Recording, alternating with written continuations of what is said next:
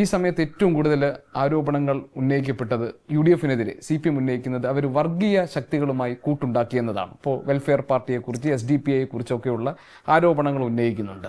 അപ്പോൾ ഈ വർഗീയത എന്ന് പറയുന്നത് അല്ലെങ്കിൽ വർഗീയ കക്ഷികളുമായുള്ള കൂട്ടുകെട്ട് എന്നത് ഒരു പ്രധാനപ്പെട്ട ഒരു തെരഞ്ഞെടുപ്പ് വിഷയമായിട്ട് CPM ഉയർത്തിക്കൊണ്ടുവരാൻ ആഗ്രഹിക്കുന്നുണ്ടോ? അതേസമയം തന്നെ തിരിച്ച് ഇപ്പോൾ UDF ചോദിക്കുന്നത് ഇപ്പോൾ വെള്ളാപ്പള്ളി നടേശനെ പോലെ വർഗീയ പ്രസ്താവനകൾ നടത്തുന്ന ഒരാൾ മുഖ്യമന്ത്രിക്കൊപ്പം വാഹനത്തിൽ സഞ്ചരിക്കുന്നു. അദ്ദേഹം ഈ വേദിയിൽ മുഖ്യമന്ത്രിയോടൊപ്പം തന്നെ കഴിഞ്ഞ ഒരു 6 പതിറ്റാണ്ട് കാലമായി കേരളത്തിലെ സാമൂഹിക വിദ്യാഭ്യാസ രംഗത്ത് നിന്ന് പ്രവർത്തിക്കുന്ന ഒരു വ്യക്തി കേരളത്തിലെ മുഖ്യമന്ത്രിയുടെ കാറിൽ കയറിയെന്ന് പറഞ്ഞാൽ അത് ഒരു ആക്ഷേപമായി ഉന്നയിക്കുന്നവർ ഉന്നയിക്കപ്പെടുന്നവരുടെ നിലവാരം പോവുകയല്ലേ ചെയ്യുന്നത്. എന്ത് ന്യായമാണ് അതിലുള്ളത്? എൻ്റെ കാറിൽ ഇപ്പം നിങ്ങൾ കയറി, ഞാൻ അങ്ങോട്ട് പോകുമ്പം ശങ്കുട്ടി ഞാനിവിടെ ഒന്ന് വരണം എന്ന് പറഞ്ഞ് ഞാൻ കയറുന്നു. നിങ്ങളുടെ ശത്രു പറയണത് അവനെ കാറി കയറ്റിക്കൊണ്ടുപോയി.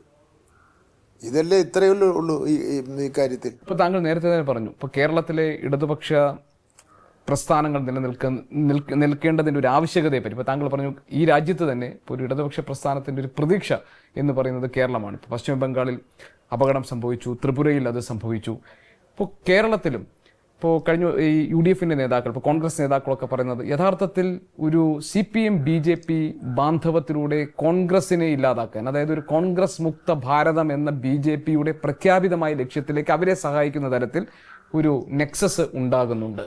അങ്ങനെ കോൺഗ്രസിനെ ഈ നാട്ടിൽ നിന്ന് പിഴുതെറിയുക, അതിനുള്ള നീക്കങ്ങൾ, അതിന് ചൂട്ടുപിടിച്ചു കൊടുക്കുകയാണ് CPM-നെ പോലുള്ള ഇടതുപക്ഷ പാർട്ടികൾ എന്നാണ്. ഈ നിരീക്ഷണങ്ങളെ താങ്കൾ എങ്ങനെ കാണുന്നു? നിരീക്ഷണങ്ങൾ തെറ്റായി ഭയത്തിൽ നിന്നുണ്ടാകുന്ന നിരീക്ഷണങ്ങളാണ്. ഞങ്ങൾ ഇന്ത്യ മുന്നണിയുടെ ഭാഗമല്ലേ ദേശീയാടിസ്ഥാനത്തിൽ? എല്ലാ സംസ്ഥാനങ്ങളിലും കുറച്ച് ജനങ്ങളുണ്ടല്ലോ ഞങ്ങളുടെ കൂടെയും. കമ്മ്യൂണിസ്റ്റ് CPIM എന്ന് പറഞ്ഞും അല്ലെങ്കിൽ ഇടതുപക്ഷം എന്ന് പറഞ്ഞും ഒക്കെ കുറച്ച് ആൾക്കാർ ഉണ്ടല്ലോ.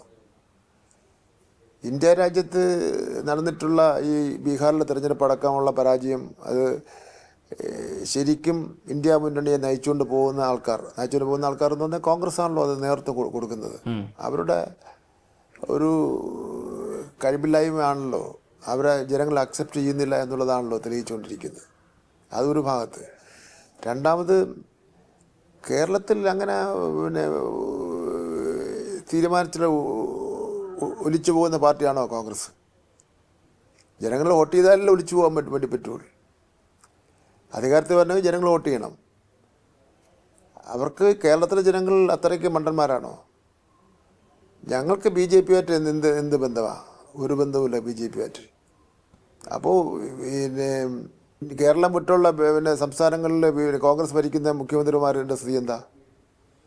അവരെല്ലാം ആരൊക്കെ BJP-യിൽ പോകുന്നു എന്ന് നോക്കിക്കൊണ്ടാൽ മതി. ഇന്ത്യ രാജ്യത്ത് മുഖ്യമന്ത്രിമാരിൽ ഏറ്റവും കൂടുതൽ ആൾക്കാർ കാലുമാറി BJP പോയത് ഏത് പാർട്ടിയിൽ നിന്ന്?